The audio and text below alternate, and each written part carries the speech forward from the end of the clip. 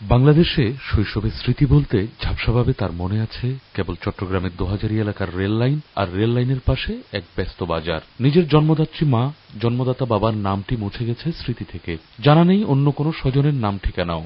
তারপরও নেদারল্যান্ডসে বেড়ে ওঠা সুলতানা ভ্যান ডি লিস্ট ৩৭ বছর পর বাংলাদেশে ছুটে এসেছেন স্বজনদের খোঁজে। স্বজনদের খুঁজে পেতে সবার সহযোগিতা চেয়ে আজ বৃহস্পতিবার চট্টগ্রাম প্রেস ক্লাবে সংবাদ সম্মেলন করেন সুলতানা। সঙ্গে ছিলেন স্বামী ইউরি জ্যাকবস, একমাত্র সন্তান নোয়া আবেদ নাবিলা জ্যাকবস।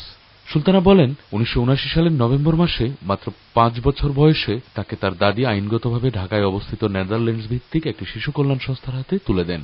সেখান থেকে একটি ডাচ পরিবার তাকে দত্তক সন্তান হিসেবে নেদারল্যান্ডসে নিয়ে যায়। সেখানেই তিনি ডাচ নাগরিক হিসেবে বেড়ে উঠেছেন। সুলতানা জানান, ওই দেশে তার মতো অনেক বাংলাদেশি শিশুকেই দত্তক হিসেবে নিয়ে যাওয়া হয়েছিল এক সময়। দত্তককালীন সময়ের একটি এফিডেভিটের কপি সম্বল করে সুলতানা এদেশে এসেছেন। ওই কপি অনুযায়ী তার দাদির নাম রহিমা খাতুন আর দাদার নাম কদম আলী। লেখা আছে, সুলতানার বাবা মা বেঁচে নেই।